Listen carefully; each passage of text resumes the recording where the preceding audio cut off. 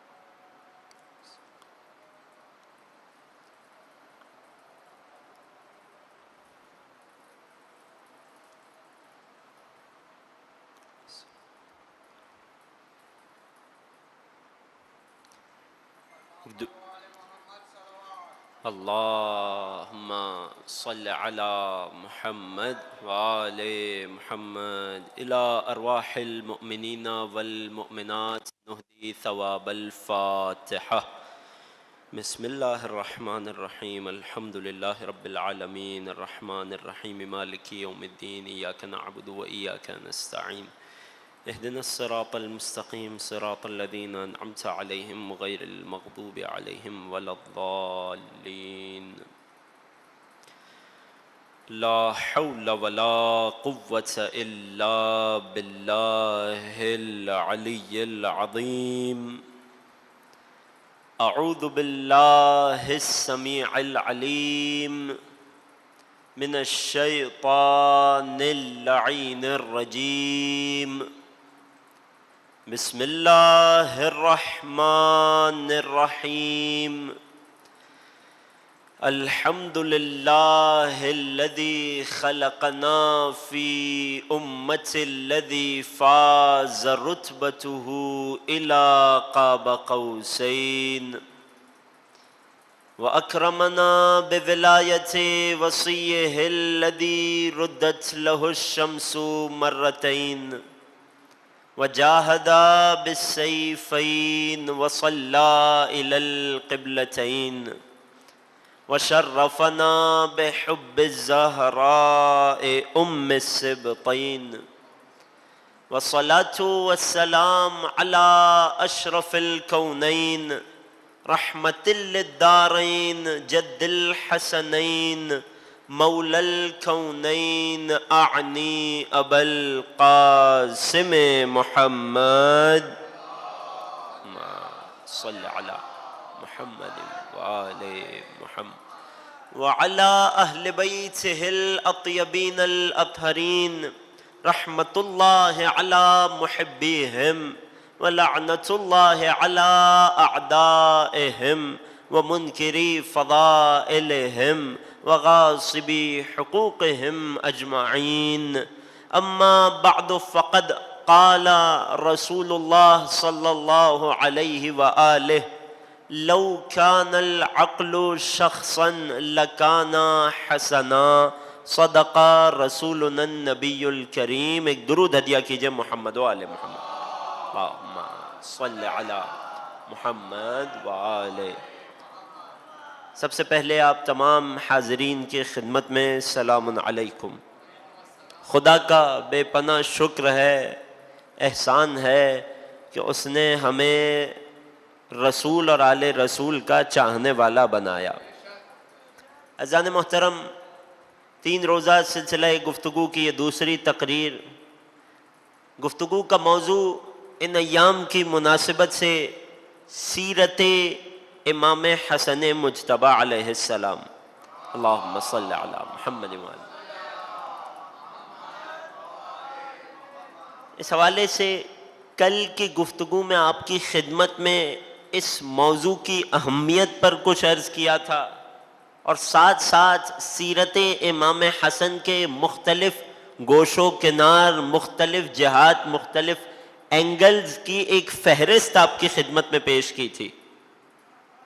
بات امام حسن کی حیات مبارکہ کے پہلے دور پر ہوئی تھی۔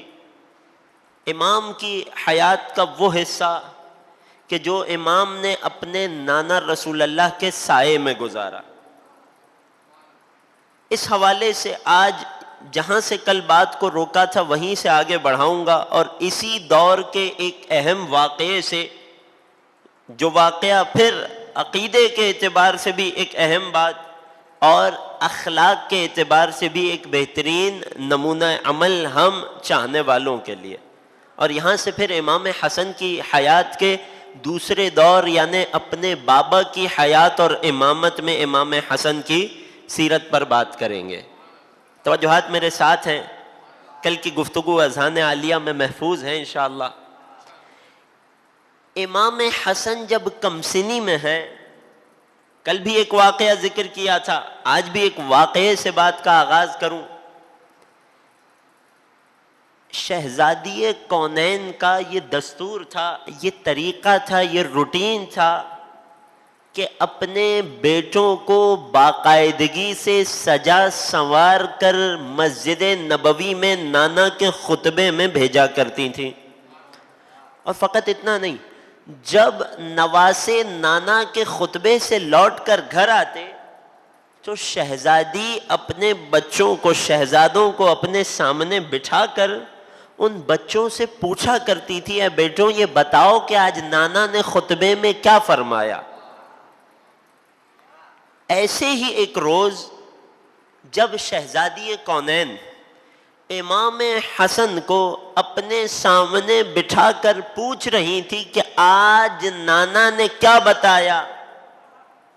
اب واقعے کا اخلاقی پہلو تو بہت واضح ہے کہ والدین آج کل، پھر کہہ رہا ہوں پہلے اپنے لیے بعد میں اپنے دوستوں کے لیے عرض کر رہا ہوں، آج کل والدین کی، اور اسپیشلی چونکہ واقعہ متعلق ہے شہزادی کونین سے، تو خصوصی طور پر ماؤں کی کوشش کیا ہونی چاہیے کہ جس قدر بچے کی جسمانی نشو و نما، جس قدر بچے کی جسمانی غذا پر توجہ دی جا رہی ہے، جس قدر اپنی اولاد کے، اپنے بچوں کے ظاہری بناؤ سنگھار، ظاہری طور پر کیا لباس پہنانا ہے، کس طرح سے بچے کو اچھے سے تیار کرنا ہے، کون سی غذا کھلانی ہے، کس غذا سے پرہیز کرانا ہے، جس قدر یہ معاملات ضروری ہیں اتنے ہی یا اس سے زیادہ ضروری ہیں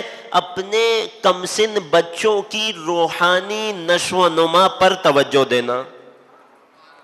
جس طرح ظاہری غذا پر مائیں آج کل بہت کانشیس ہوتی ہیں، اور ہونا بھی چاہیے.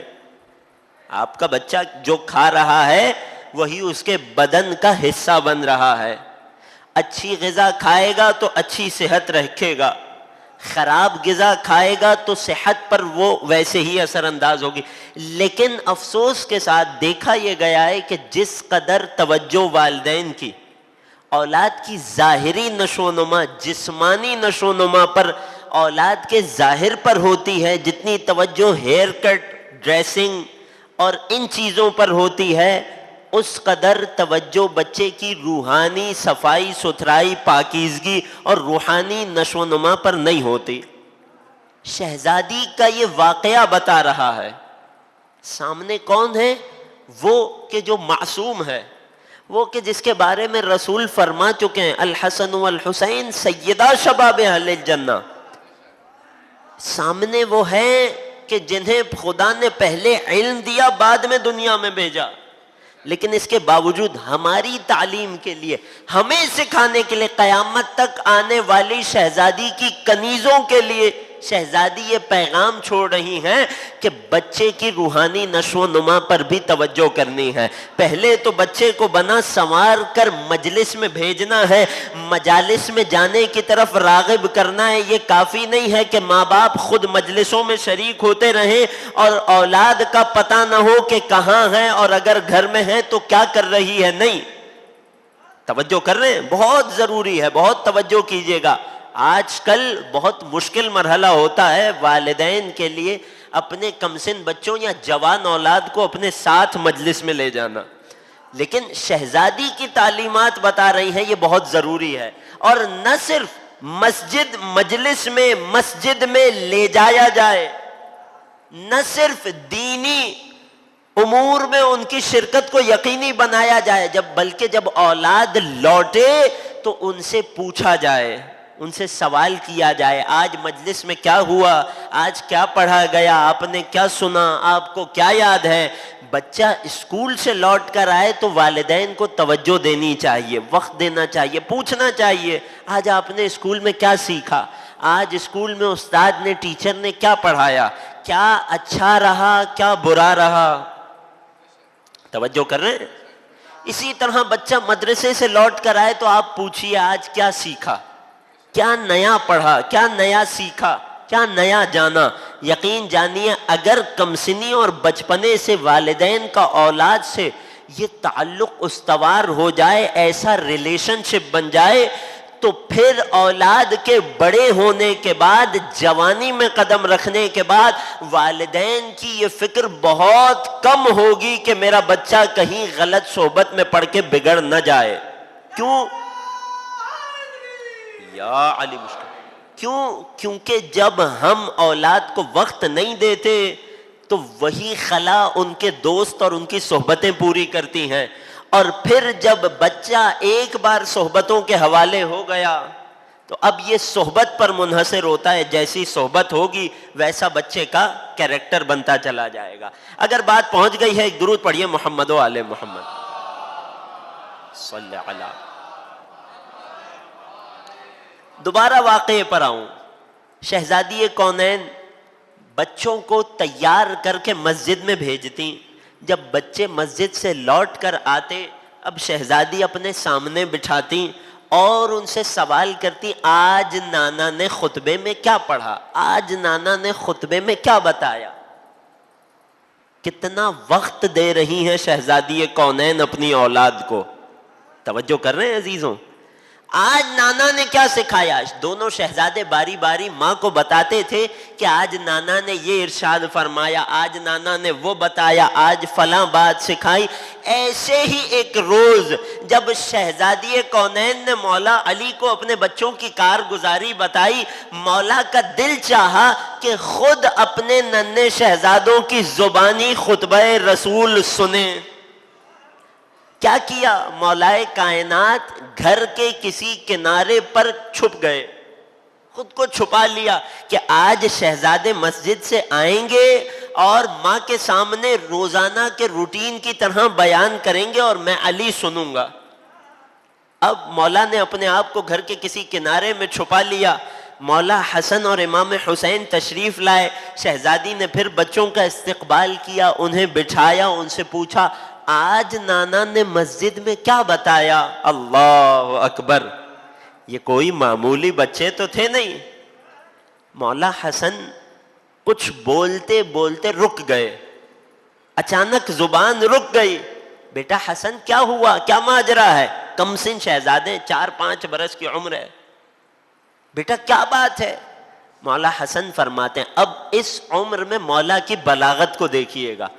فرماتے ہیں کل لسانی وقل بیانی لعل سیدا یرانی، میرا بیان کم ہو رہا ہے، مجھے اپنی زبان بھاری محسوس ہو رہی ہے، شاید میرے آقا میرے سردار مجھے دیکھ رہے ہیں۔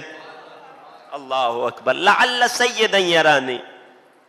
ایک درود پڑھیے امام حسن کی عظمت پر۔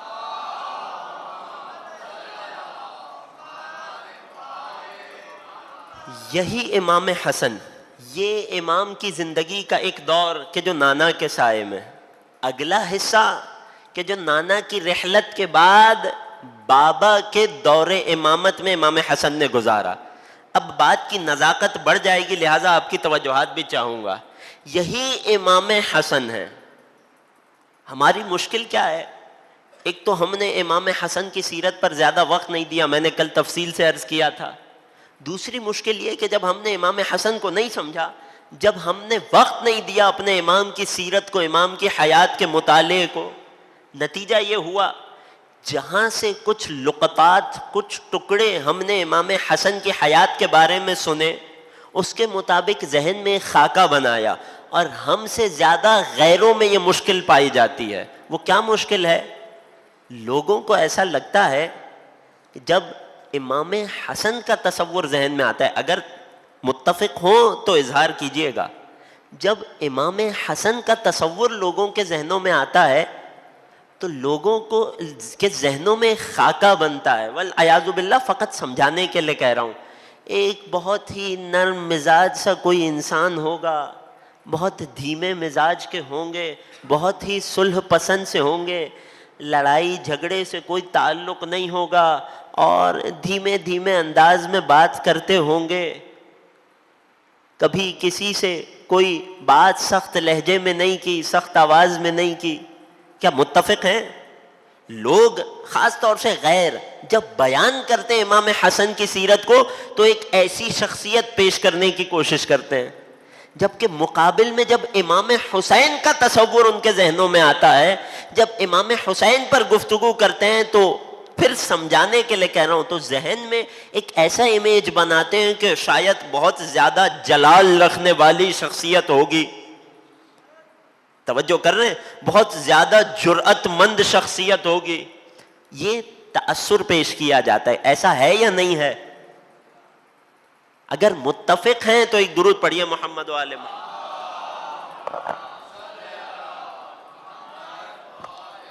تو دونوں اماموں کی شخصیت کا لوگوں کے ذہنوں میں ایک مختلف تأثر پیش کرنے کی کوشش کی جاتی ہے، لیکن در حقیقت یہ انتہائی غلط تأثر ہے۔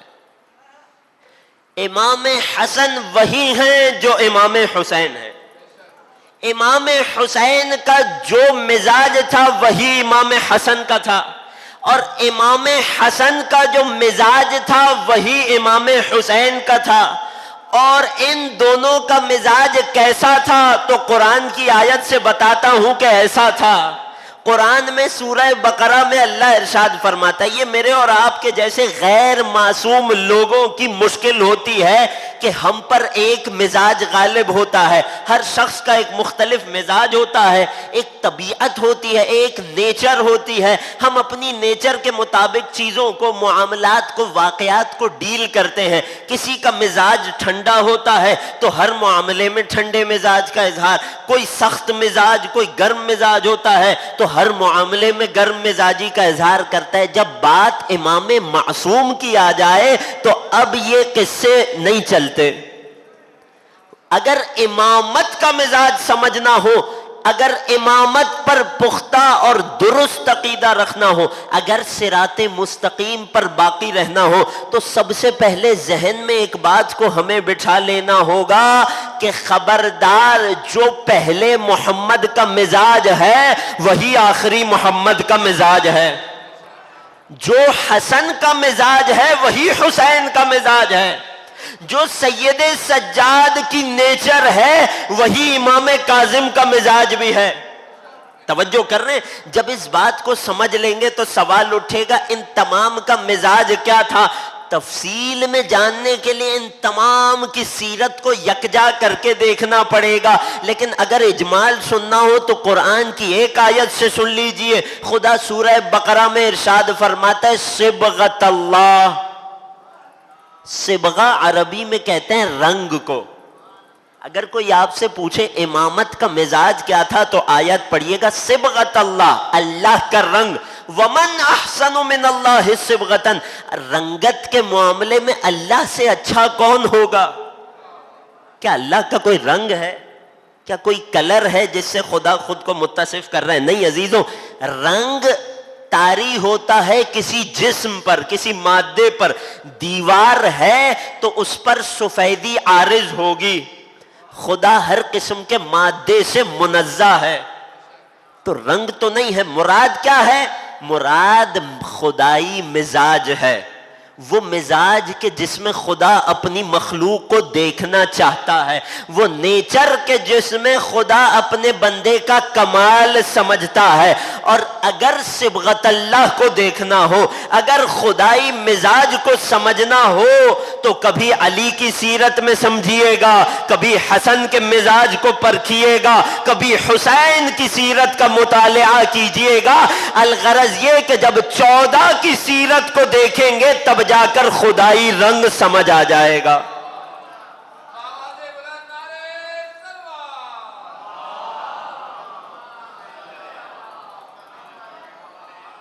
تو یا علی مشکل کشا۔ ایک اور زحمت دوں گا، بزرگوں کو زحمت نہیں دوں گا، جوانوں سے گزارش ہے درود پڑھتے ہوئے فاصلے کو کم کیجئے، بعد میں آنے والے بھی آگے آگے تشریف لے آئیے۔ ایک درود پڑھیے محمد والے صلی علی۔ توجہ کر رہے ہیں عزیزوں، عقیدے کے باب میں ایک بہت اہم نقطہ، اگر ہم نے یا کسی نے بھی امام حسن کو امام حسین سے جدا سمجھا صراط مستقیم سے ہٹ جائے گا۔ اگر امام حسین کو امام حسن سے الگ سمجھا، اگر ان دونوں کے مزاج میں فرق سمجھا تو صراط مستقیم سے ہٹ جائے گا۔ صراط مستقیم یہ ہے کہ جس طرح نبی نے دونوں شہزادوں کو ہمیشہ ساتھ میں رکھا، جب بھی بات کی تو الحسن والحسین کہہ کر کی، جب نبی نے ان میں جدائی نہیں رکھی تو میں اور آپ کون ہوتے ہیں انہیں جدا سمجھنے والے؟ ایک جملے میں بات کو کہہ کر آگے بڑھوں گا، جس طرح نبی نے قرآن اور اہل بیت کی ہمراہی کو بیان کیا ہے، دونوں میں معیت رکھی ہے، اسی طرح نبی نے ہر موقع ہر منزل پر حسن و حسین میں معیت رکھی ہے۔ اس وقت تک دین نہیں سمجھ سکتے کہ جب تک ان دونوں اماموں کو ایک ساتھ نہ دیکھا جائے، ان دونوں کی سیرت پر ایک ساتھ نگاہ نہ کی جائے۔ توجہ کر رہے ہیں؟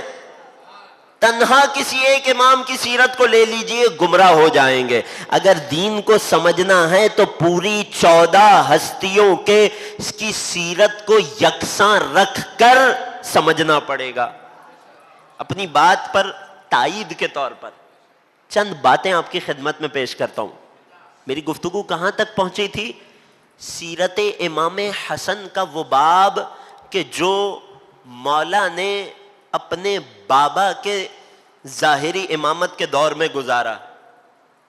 اس دور کا سب سے پہلا ڈاکیومنٹڈ واقعہ جانتے ہیں کیا ہے؟ مولا حسن ابھی کمسنی میں ہے، 7 برس کی عمر تھی کہ جب رسول اللہ کی رحلت ہوئی۔ توجہ میرے ساتھ ہے؟ لوگ امام حسن کی شخصیت کے کچھ پہلوؤں سے آشنا نہیں ہیں۔ اگر غور کیا جائے اور روایات اور تاریخ کے واقعات میں سے شہزادوں کے نام ہٹا دیے جائیں، یقین جانیے کبھی آپ واقعے کو دیکھ کر یہ طے نہیں کر پائیں گے کہ یہ حسن کا ہے یا حسین کا ہے۔ اس قدر یکسانیت تھی دونوں شہزادوں کے مزاج میں۔ کیوں؟ کیونکہ یہ مزاج رسول تھا، یہ مزاج خدا تھا۔ سب سے پہلا واقعہ جو ڈاکیومنٹڈ ملتا ہے یا اس حقیر کے مطالعے میں آیا، امام علی کے دور امامت کا، رسول کی رحلت ہو چکی ہے، لوگوں نے دیکھا مسجد نبوی کے دروازے سے 7 برس کا کمسن بچہ داخل ہوا اور آ کر منبر کے پاس آ کر کھڑا ہو گیا۔ فقط اتنا نہیں، اب ذرا شجاعت حسن کو سنیے گا، فقط اتنا نہیں، 7 برس کا سن ہے، منبر کے پاس آ کر صاحب منبر کو، بلکہ جو منبر پر سوار تھا اسے آ کر کمسن بچہ مخاطب کر کے کہنے لگا، انزل عن منبر ابی واذهب الی منبر ابیک، میرے بابا کے منبر سے اتر اور اپنے باپ کے منبر پر جا۔ کم سنی میں امام حسن کی سیرت پیش کر رہا ہوں عزیزوں۔ جو تأثر لوگوں نے بنایا ہوا ہے امام حسن کی شخصیت کا، اسے توڑنا چاہتا ہوں، اسے ختم کرنا چاہتا ہوں۔ حسن و حسین کی سیرت میں ذات میں کوئی فرق نہیں سوائے زندگی میں پیش آنے والے حالات کے فرق کے۔ توجہ کر رہے ہیں؟ انزل عن منبر ابی، اللہ اکبر. میں چاہتا ہوں تھوڑا اور اس واقعے پر غور کریں. ایک جملہ ہے, بظاہر 7 برس کے بچے نے کہا ہے, مگر بلاغتوں کی انتہا ہے. میرے بابا کے ممبر سے اترو, وَاذْهَبْ إِلَىٰ مِمْبَرِ أَبِيكَ, اور اپنے باپ کے ممبر پر جاؤ. میں ایک اشارہ دوں گا, جو پہنچ جائیں وہ اظہار کیجئے گا, وگرنہ خیر ہے. میں اشارہ کر کے گزروں گا. ایک مثال دیتا ہوں اپنے نوجوان دوستوں کے لیے. امام حسن کا جملہ ذہن میں رکھیے گا. جملہ کیا ہے؟ انزل عن ممبر ابی, میرے بابا کے ممبر سے اتر جاؤ. وَاذْهَبْ إِلَىٰ مِمْبَرِ أَبِيكَ, اور اپنے باپ کے ممبر پر جاؤ. جملہ ذہنوں میں رکھ لیا. ایک مثال دیتا ہوں تاکہ جب اشارہ کروں تو پہنچ جائیں میرے دوست. ایک مثال ہے, اگر میں آپ سے کہوں جا کر پرچون کی دکان سے فلاں چیز لے آئیے, تو ظاہری طور پر تو میں نے آپ کو ایک کام دیا ہے. اللہ اکبر, توجہ کیجیے گا عزیزوں. ظاہری طور پر تو میں نے آپ کو ایک کام دیا ہے. وہ کیا ہے؟ کہ پرچون کی دکان سے فلاں چیز خرید کر لانی ہے. مگر باطن میں, حقیقت میں نے آپ کے ذمے 2 کام لگائے ہیں. پہلے آپ کو جا کر پرچون کی دکان تلاش کرنی ہے, پھر سامان خریدنے کی نوبت آئے گی. مولا نے فلاں سے کہا وَاذْهَبْ إِلَىٰ مِمْبَرِ أَبِيكَ, اپنے باپ کے ممبر پر جاؤ. مولا نے 2 کام ذمے لگا دیے. جو پہنچ گئے. مل کر ایک درود پڑھیے امام حسن کی عظمت پر.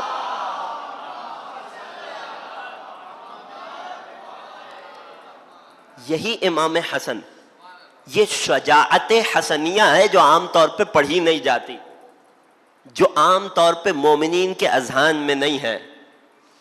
یہ ہے امام کے اپنے بابا کے دور امامت کی ابتدا.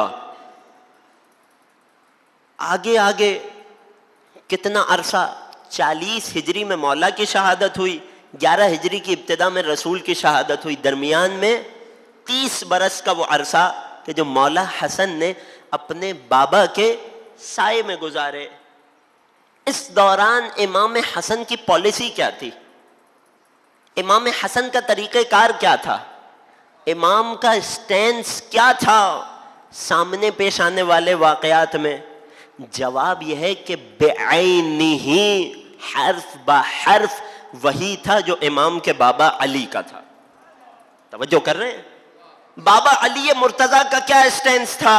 وہ جو مولا نے خطبہ شقشقیہ میں بتایا, فَارْتَأَيْتُ أَنْ أَصُولَ بِيَدٍ جَزَّاءَ أَوْ أَصْبِرَ عَلَى تَخْيَطٍ عَمْيَاء. خطبہ شقشقیہ کے جملے جن میں مولا نے اپنی پالیسی کا اعلان کیا, جن میں مولا نے اپنا سٹینس بتایا سامنے پیش آنے والے حالات اور واقعات میں. ترجمہ کیا ہے پیش کر دیتا ہوں تاکہ امام حسن کی زندگی کے یہ اہم 30 برس سمجھ آ سکے. مولا علی فرما رہے تھے کہ اب میرے پاس 2 راستے تھے, یا تو حملہ کر کے اپنا حق لوں, لیکن حملہ کس چیز سے کروں؟ بیدن جزا, کٹے ہوئے ہاتھ سے حملہ کروں. اشارہ تھا, کنایا تھا کس کی طرف؟ مددگاروں کے کم ہونے کی طرف, اور جو ہیں ان کے پوری طرح وفادار اور قابل اطمینان نہ ہونے کی طرف. فَارْتَأَيْتُ أَنْ أَصُولَ بِيَدٍ جَزَّاءَ, میرے پاس 2 آپشنز تھے, یا تو کٹے ہاتھ سے حملہ کروں, او اصبر علی تخیۃ عمیاء, یا اس تاریک اور اندھا کر دینے والے فتنے پر صبر کروں. توجہ کر رہے ہیں؟ کبھی کسی کے صبر کو اس کی رضا مندی نہ سمجھیے گا.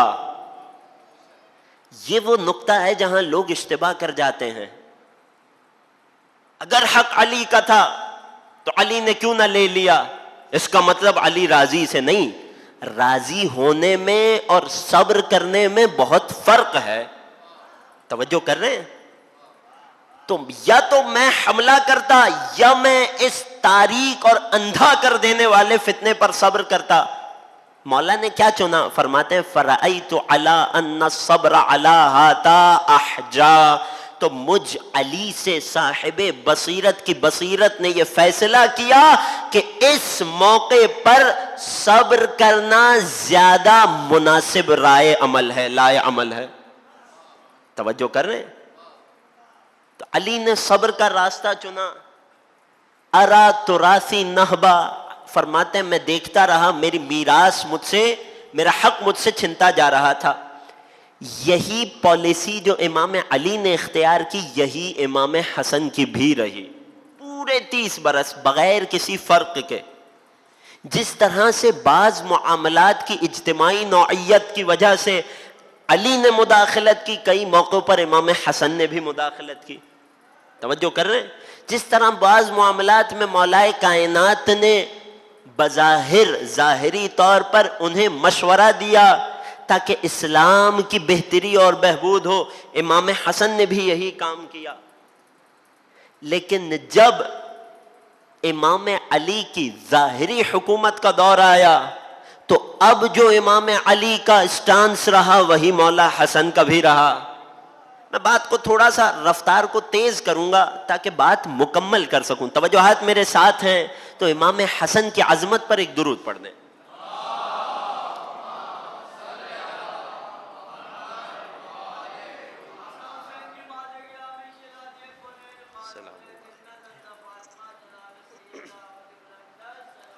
اللہم صل علی، یہاں تک کہ جتنے معاملات اور واقعات ہوئے مولا حسن تمام میں اپنے بابا کے شانہ بشانہ رہے۔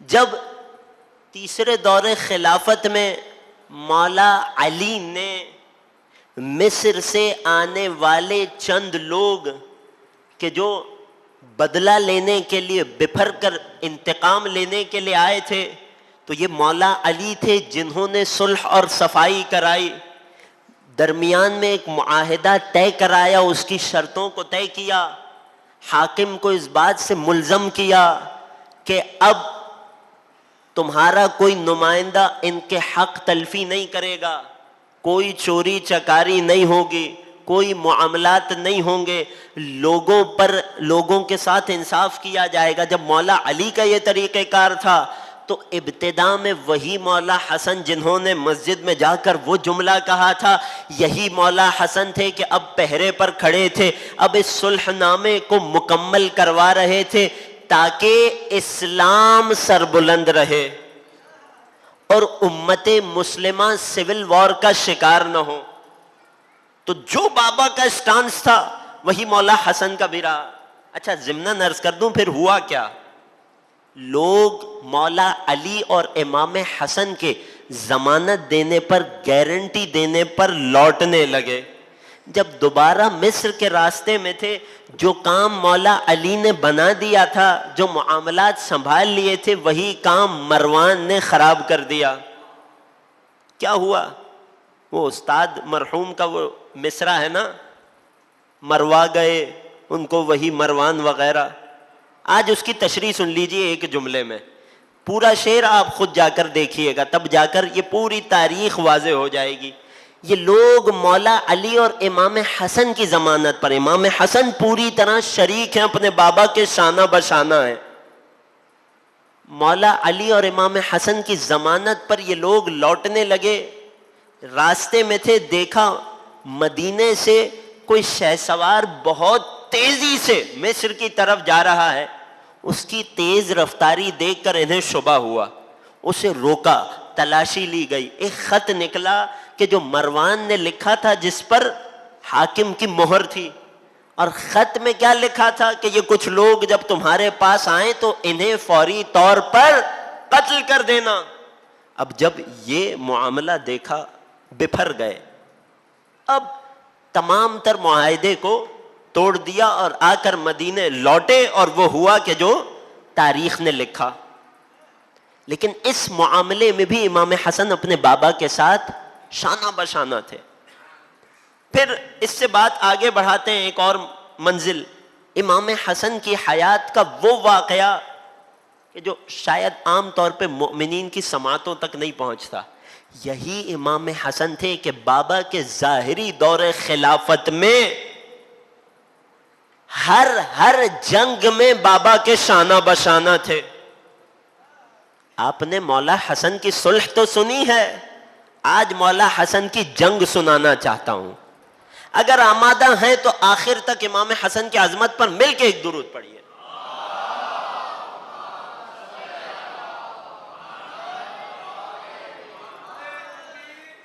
اللہ اکبر یا رسول اللہ, جزاک اللہ.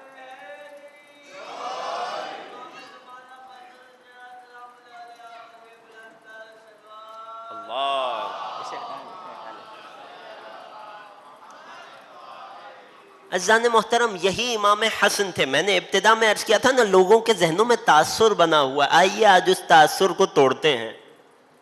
آج تک آپ نے حلم حسن سنا ہے, آج آئیے آپ کی خدمت میں شجاعت حسن پیش کرتا ہوں. جنگ جمل ہے, گھمسان کا رن ہے, دوسرے لشکر کے لاشیں پر لاشیں گرتے جا رہے ہیں, مگر ابھی بھی ان کا حوصلہ سلامت ہے. کیوں؟ کیونکہ جب تک لشکر کا نشان اور لشکر کے ساتھ جو مقدس شے ہو, جو لشکر کی علامت ہو, جب تک وہ بلند رہتی ہے تب تک لشکر کا حوصلہ باقی رہتا ہے. مولا علی نے یہ جان لیا تھا کہ اس جنگ میں جو شے لوگوں کو حوصلہ دے رہی ہے وہ ایک اونٹنی ہے, ایک سواری ہے. اور اس قدر وہ لوگ اس اونٹنی سے حوصلہ حاصل کر رہے تھے کہ مؤرخین کے مطابق اس اونٹنی سے گرنے والے فضلے کو بھی لوگ تبرک سمجھ کر اٹھا رہے تھے. یہ عالم تھا. علم کل کے مقابلے میں آئیں گے تو یقیناً ایسی جہالت ہی لے کر آئیں گے. مولا علی نے جان لیا کیا کرنا ہے, اس فتنے کی علامت کو یہاں سے ہٹانا ہے, اس اونٹنی پر حملہ کرنا ہے, اس کی کونچوں کو کاٹنا ہے. مولا علی نے اپنے فرزند کہ جو شجاعت میں معروف تھے, کہ جو ظاہری جسمانی قوت میں معروف تھے عرب میں, کوئی عام ہستی نہیں, علی کا بیٹا تھا. کون؟ جناب محمد حنفیہ رضوان اللہ تعالی علیہ. علی نے اپنے بیٹے کو بلایا, اے محمد جاؤ اور حملہ کرو اور لشکر کی اس علامت کو زمین سے ملا دو. محمد حنفیہ تلوار لے کر اپنے ساتھ کچھ ساتھی لے کر بڑھے ہیں, لیکن اس اونٹنی کے گرد ایسا حصار تھا کہ بہت مشکل تھا. سب سے زیادہ پروٹوکول اور حفاظت میں وہی اونٹنی تھی. کئی 100 افراد تنہا اس اونٹنی کی حفاظت پر مامور تھے. محمد حنفیہ جیسا شجاع اور طاقتور, پھر کہہ رہا ہوں محمد حنفیہ علی کا لال تھا, کوئی کم نہ سمجھے. محمد حنفیہ پوری طاقت سے حملہ آور ہوئے مگر ناکامی ہوئی, لوٹ آئے. جب محمد حنفیہ ناکام ہو کر لوٹے ہیں تو اب علی نے آواز دی, بیٹا حسن,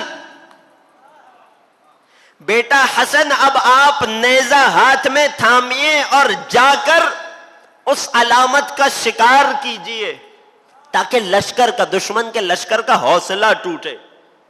ادھر حسن اپنے ساتھ نیزہ لیے چلے ہیں, ادھر صفوں کی صفوں کو چیرا ہے, اور حسن نے اس اونٹنی کے بدن میں اپنے نیزے کو پیوست کیا ہے.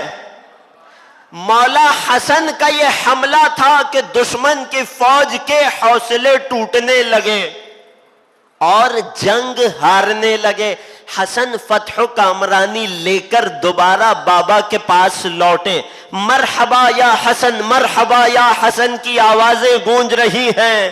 محمد حنفیہ نے محسوس کیا اس بات کو کہ میں ناکام رہ گیا اور بھائی کامیاب ہو گئے، جبکہ میری بھی شجاعت میں مثالیں دی جاتی ہیں۔ اب جملہ آپ کے حوالے کر رہا ہوں۔ مولا علی نے اپنے بیٹے کی اس حالت کو پڑھ لیا، محمد حنفیہ کی طرف مسکرا کر ایک جملہ کہا، اور یہ جملہ کافی ہے مولا حسن مجتبیٰ کی سیرت اور مولا کے مقام و مرتبے کو سمجھنے کے لیے۔ جب دیکھا محمد حنفیہ محسوس کر رہے ہیں، پریشان ہیں، میں کیوں ناکام لوٹا، بھائی کی کامیابی پر خوش ہیں مگر اپنی ناکامی پر غور کر رہے ہیں، مولا علی نے ایک جملہ فرمایا، اے بیٹا محمد، انت ابن علی وہوا ابن النبی، اے محمد پریشان نہ ہو، تو علی کا بیٹا ہے، حسن نبی کے بیٹے ہیں۔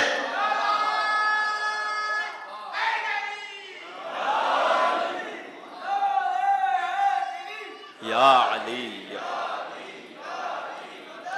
حق حیدر،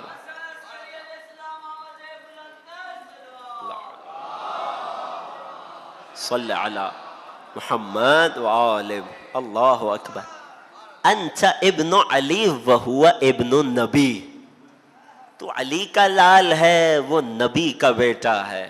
یہ خلاصہ ہے مقام حسن و حسین کا کہ نبی نے انہیں صلب علی سے اپنا فرزند کہا، جس طرح سے اللہ نے موسیٰ کی نسل کو ان کے وسیع ہارون سے آگے بڑھایا، محمد مصطفیٰ کی نسل کو ان کے وسیع علی کی نسل سے آگے بڑھایا۔ رسول کا فرمان موجود ہے، علی کے صلب سے ہیں، بیٹے میرے ہیں۔ اللہ اکبر۔ یہی مولا حسن، آپ نے شجاعت سن لی۔ چاہتا ہوں جلدی جلدی جس قدر وقت میں گنجائش ہو، مولا کی زندگی کا وہ پہلو جو بہت معروف ہے، آج بھی مولا کے نام سے دسترخوان بچتے ہیں کہ جن پر فقیر اور لاچار حسن کے صدقے میں غذا کھاتے ہیں۔ مولا کی زندگی کا پہلو کرم حسن مجتبیٰ، سخاوت حسن مجتبیٰ بہت معروف۔ یقیناً خود تنہا اس موضوع پر تفصیل سے بات ہو سکتی ہے، لیکن چونکہ ہمارا موضوع سیرت امام حسن ہے، لہٰذا ہر معاملے سے، ہر پہلو سے اشارے کر کے تیزی سے گزر رہے ہیں۔ مولا حسن کی سخاوت پر میں کیا بات کروں، یقیناً آپ سب جانتے ہیں کس طرح سے مدینے میں دسترخوان حسن مجتبیٰ بچھا جاتا تھا۔ کبھی کسی سے پوچھا نہیں جاتا تھا تو کون ہے، تو کہاں سے آیا ہے، تیرا تعلق کس فرقے سے ہے، تو کس کا ماننے والا ہے، کتنی دیر کھائے گا، کتنا کھائے گا۔ حسن کے دسترخوان کی خاصیت یہ تھی کہ وہاں کسی کو قطار میں نہیں لگنا پڑتا تھا، کسی سے کچھ پوچھا نہیں جاتا تھا، اپنے لیے کھا رہا ہے، خانوادے کے لیے لے جا رہا ہے، یہ دسترخوان حسن مجتبیٰ ہے۔ اللہ اکبر۔ اس قدر سخاوت، ایک واقعے میں بیان کر دوں، بہت تیزی سے گزر جاؤں گا اشارے کر کے۔ حسن کی سخاوت کو سمجھنا ہو، ایک واقعہ بڑا بہترین۔ کسی نے مدینے آ کر امام حسن مجتبیٰ کے سامنے عرض کی، مولا، عربوں میں حاتم طائی کی سخاوت کی مثالیں دی جاتی ہیں، توجہ میرے ساتھ ہے؟ مولا حاتم طائی بڑا سخی تھا۔ مسکرا کر پوچھا، کتنا سخی تھا؟ مولا اتنا سخی تھا، اپنے محل میں 40 دروازے بنا رکھے تھے۔ کیوں 40 دروازے کیوں بنا رکھے تھے؟ کہا مولا، کوئی تنگ دست، کوئی ضرورت مند ایک دروازے پہ دستک دے، سوال کرے، حاتم اسے عطا کرتا تھا۔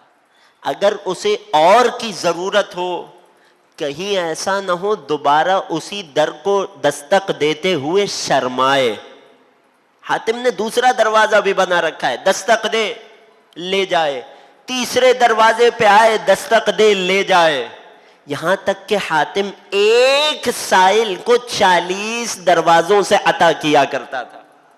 توجہ کر رہے ہیں عزیزوں؟ مولا حاتم طائی اتنا سخی تھا، 40 دروازے بنا رکھے تھے اور مانگنے والے کو 40 دروازوں سے عطا کیا کرتا تھا، مگر ماتھے پر شکن نہیں آتی تھی۔ اس قدر سخی تھا، اس قدر کریم تھا، اس قدر عطا کرنے والا تھا۔ مسکرا کر ایک جملے میں فرق بتا دیا، وہ حاتم طائی تھا، ہم آل محمد ہیں۔ فرمایا وہ حاتم طائی کی سخاوت تھی کہ محل میں 40 دروازے بنا رکھے تھے، ہر سائل کو 40 دروازوں سے عطا کیا کرتا تھا۔ ہم آل محمد آنے والے کو، مانگنے والے کو ایک دروازے سے اتنا عطا کرتے ہیں، پھر کسی دوسرے دروازے پر نہیں جانا پڑتا۔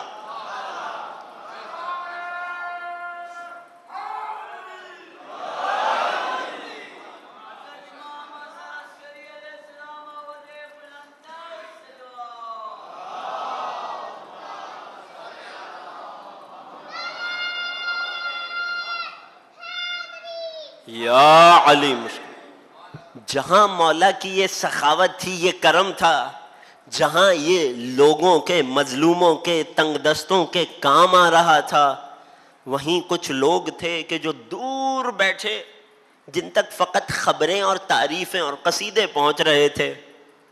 جو مدینے آتا، مدینے سے ایک بار دسترخوان حسن سے کچھ کھا کے جاتا تو واپس شام جا کر قصیدہ ضرور پڑھتا تھا، تعریف ضرور کرتا تھا۔ لوگوں نے کوشش کی، حسن مجتبیٰ تو حکومت سے دور ہیں، بیت المال تو نہیں ہے، بیت المال تو ہمارے ہاتھ میں ہے، خزانے تو ہمارے ہاتھ میں ہیں، ہم سے زیادہ سخاوت کیسے کر لیں گے؟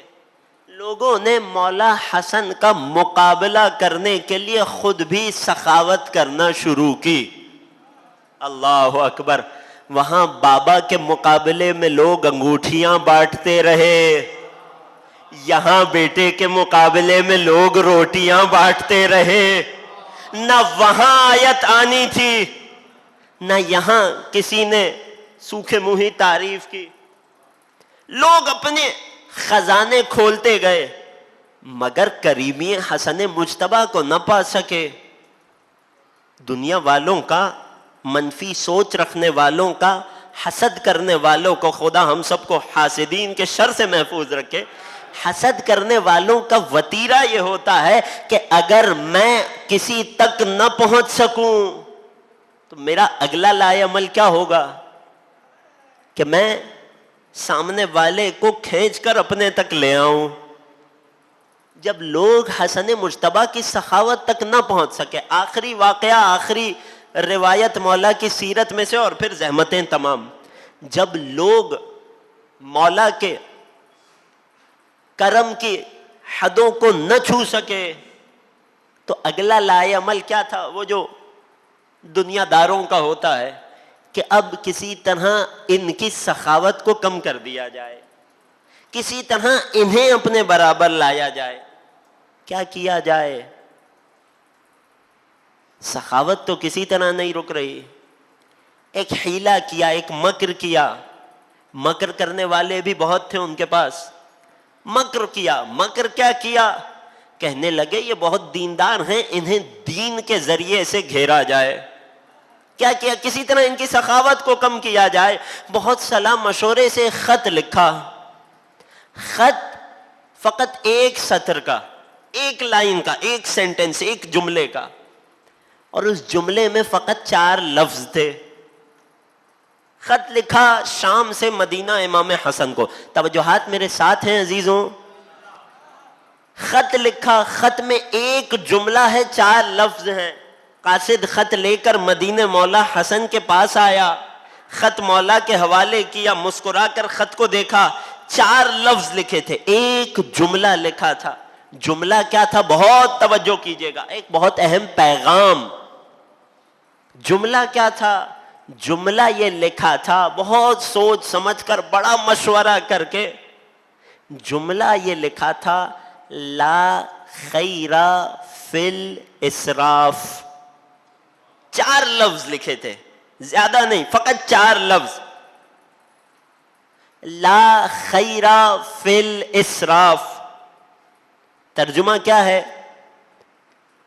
اسراف میں، حد سے زیادہ خرچ کرنے میں کوئی خیر اور اچھائی اور نیکی نہیں ہے. یہ کہہ کر چاہ یہ رہے تھے کہ مولا حسن کی خرچ کو، ان کی سخاوت کو کچھ کم کر دیا جائے. کہنا یہ چاہ رہے تھے آپ بہت اسراف کرتے ہیں. اسراف میں کوئی نیکی نہیں ہے، کوئی اچھائی نہیں ہے. توجہ ہے عزیزوں؟ آقا حسن نے اسی لمحے، اسی وقت، اسی قاصد کو اس خط کا جواب دیا. اپنی جانب سے ایک جملہ تو کیا، ایک لفظ کا اضافہ نہیں کیا. جدھر سے پتھر آیا تھا اسے وہی لوٹا دیا. مولا نے اسی جملے سے جواب دیا، انہی 4 الفاظ سے خط کا جواب دیا، بس لفظوں کی ترتیب کو بدل دیا. اللہ اللہ بلاغت حسن مجتبیٰ. کہاں کئی دن کے مشورے سے خط لکھا تھا، کہاں ایک لہجے میں حسن نے جواب دیا. وہی جملہ، وہی 4 لفظ، بس ترتیب بدل دی، اور قیامت تک آنے والوں کو ایک پیغام دے گئے. آیا تھا خط لے کر، کیا تھا؟ لا خیر فی الاسراف. اسراف میں کوئی نیکی نہیں ہے، اسراف میں کوئی خیر، کوئی اچھائی نہیں ہے. مولا حسن نے اسی جملے کو لوٹا دیا، لفظوں کی ترتیب کو بدل کر نیچے لکھ دیا، لا اسراف فی الخیر. نیکی کے کام میں کوئی اسراف نہیں ہوا کرتا، اچھائی کے کام میں کوئی اسراف اور حد سے بڑھ جانا نہیں ہوتا. جو خیر ہے جتنا بھی کیا جائے وہ خیر ہی رہے گا. بات پہنچ گئی عزیزوں؟ ایک درود پڑھیے مولا کی عظمت پر.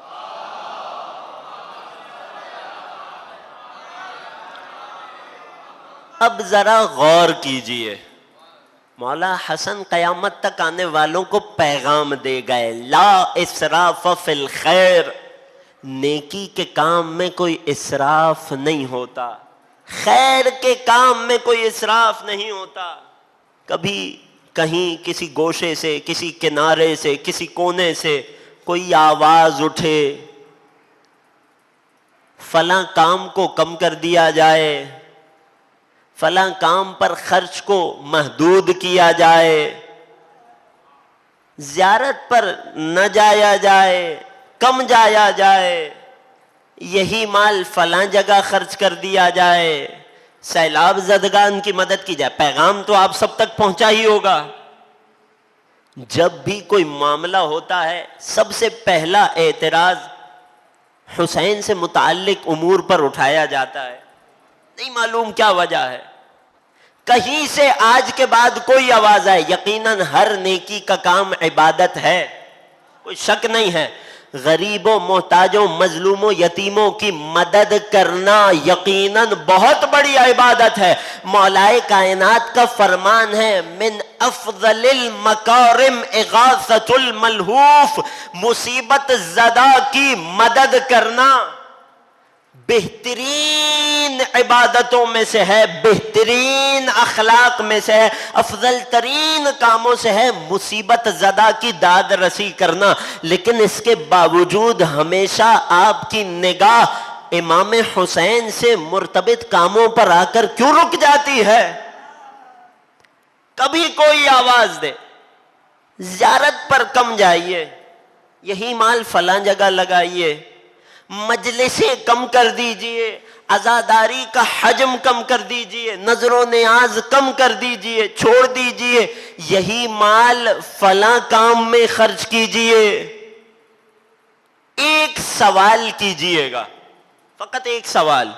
یہ بتاؤ کہ جب تمہیں اللہ اولاد سے نوازتا ہے، ایک بار ایک اولاد، ایک بیٹا یا بیٹی عطا کرتا ہے، تم اس پر اپنا مال خرچ کرتے ہو، اس کی نشو و نما میں، اس کی غذا میں، اس کی تعلیم میں، اس کی تربیت میں مال خرچ کرتے ہو. جب خدا تمہیں دوسری اولاد دیتا ہے تو کیا کرتے ہو؟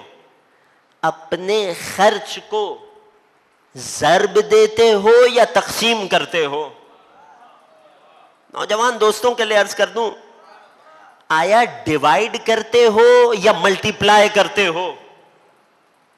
ایک بچہ تھا، ایک روٹی سے ضرورت پوری ہو جاتی تھی. جب خدا نے تمہیں دوسری اولاد دے دی تو کیا وہی ایک روٹی دونوں بچوں کو آدھی آدھی کر کر تقسیم کرتے ہو یا نہیں ایک کے بجائے 2 روٹی گھر میں لانا شروع کر دیتے ہو؟ کیا ایک ہی لباس آدھا آدھا کر کے دونوں بچوں کو دیتے ہو یا نہیں ایک کے بجائے 2 لباس لانا شروع کر دیتے ہو؟ جب تمہارے گھر میں اولاد میں اضافہ ہو جائے تو آیا خرچ میں تقسیم اور ڈیوائیڈ کرتے ہو یا نہیں خرچ کو بڑھا دیتے ہو، ضرب دیتے ہو، ملٹی پلائی کرتے ہو؟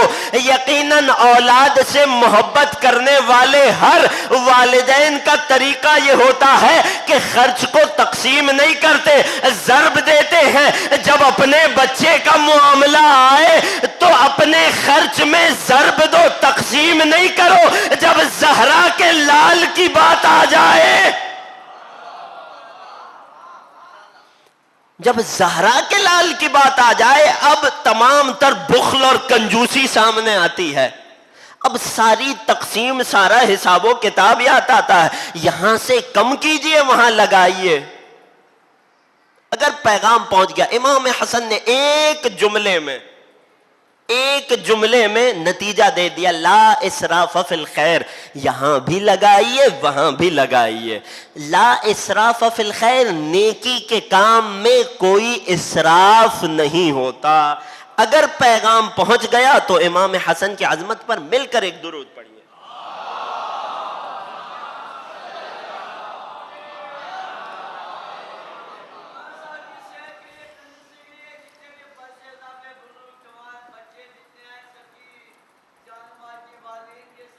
بسم اللہ.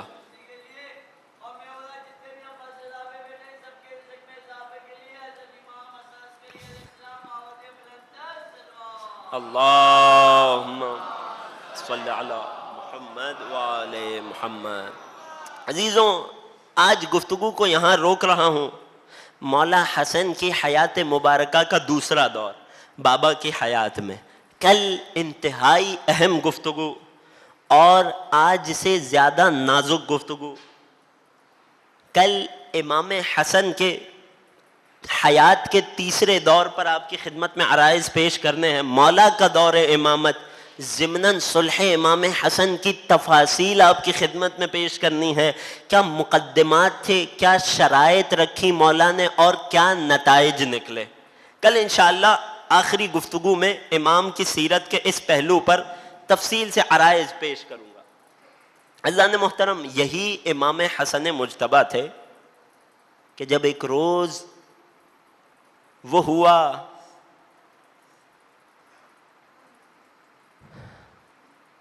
کہ گھر کے اندر کے فرد نے گھر والے کے ساتھ خیانت کی. ایک بھائی کہ جو مدینے سے نکالا گیا تب جا کر غریب کہلایا. حسن مجتبیٰ وہ جو اپنے گھر میں رہتے ہوئے غریب تھے. لعینہ کو خریدا گیا. اشعث بن قیس کندی کی بیٹی تھی، امام حسن کے عقد میں تھی. اب یہ ایک مستقل موضوع ہے، کیوں انبیاء اور ائمہ نے ایسی خواتین سے ازدواج کیا کہ جو عقیدے میں ان کی ہم نوا نہیں تھی، ہم فکر نہیں تھی، ہم عقیدہ نہیں تھی. لیکن اجمالاً اگر کوئی پوچھے کیا امام کو نہیں معلوم تھا امام نے ازدواج کیوں کیا، شبہات لوگ کرتے ہیں، تو ایک جملے میں فقط یہ جواب ہے کہ یہ سوال پہلے نبی اللہ نوح اور لوط سے کیا جائے. لالچ دی گئی اس دور میں کہ جہاں لوگ 10 سونے کے سکوں کے بدلے اپنا ایمان بیچ دیتے، اسے 1 لاکھ سونے کی اشرفیوں کا لالچ دیا گیا. 1 لاکھ درہم، 50,000 پیشگی بھجوائے گئے. ساتھ میں ولی عہد کے ساتھ اسے رشتے کا جھانسا دیا گیا، یہ لالچ میں آ گئی۔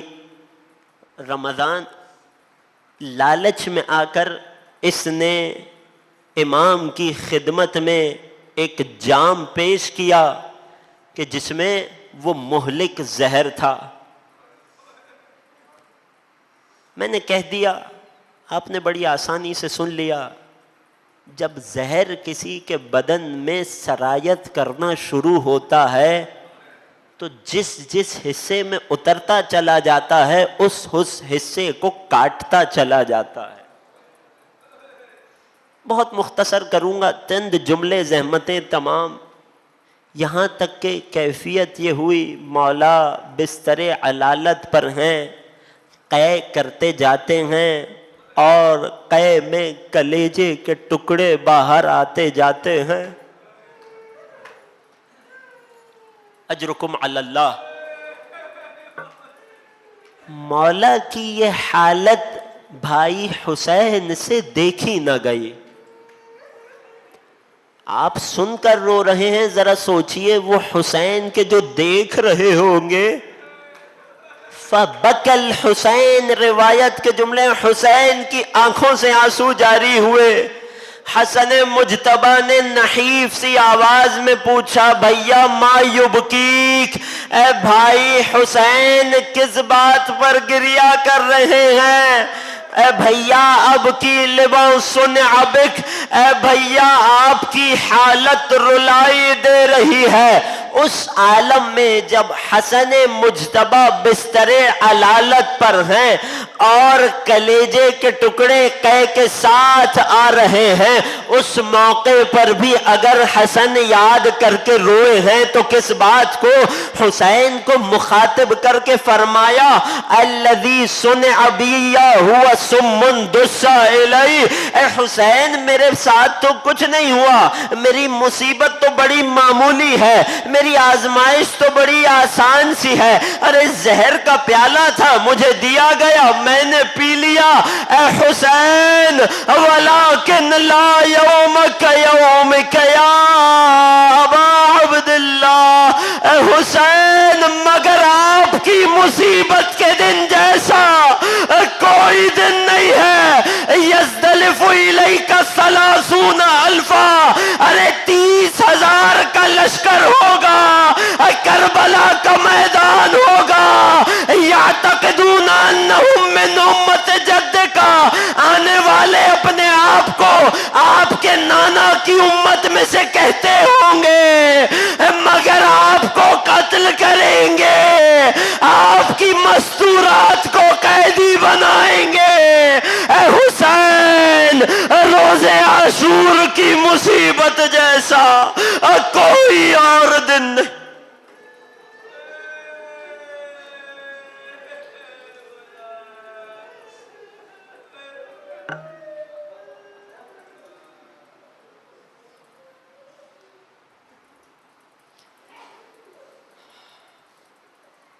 الا ولعنت اللہ علی القوم الظالمین وسيعلم الذين ظلموا آل محمد أي منقلب ينقلبون۔ بار الہا تجھے واسطہ غربت و مظلومیت آقا حسن مجتبیٰ کا، بار الہا ہمارے ان آنسوؤں کو قلب نازنین مادر حسین کے لیے مرہم کا باعث قرار دے۔ بار الہا جو مومنین فرش عزا پہ بیٹھے ہیں، دلوں میں جو حاجتیں لیے بیٹھے ہیں، ان کی تمام دلی حاجات کو بر فرما۔ بار الہا جو بیمار ہیں انہیں شفاء کامل و عاجل عطا فرما، ہمارے مرحومین کی مغفرت فرما۔ بار الہا مولا حسن کی معرفت میں اضافہ فرما۔ بار الہا سب سے بڑی دعا، سب سے بڑی آرزو، منجی بشر، منتقم کربلا، فرزند زہرا، قائم آل محمد کے ظہور میں تعجیل فرما، ہمیں مولا کے اعوان و انصار میں شمار فرما۔ ربنا تقبل منا انک انت السمیع العلیم وتب علینا انک انت التواب الرحیم۔ ماتم حسین۔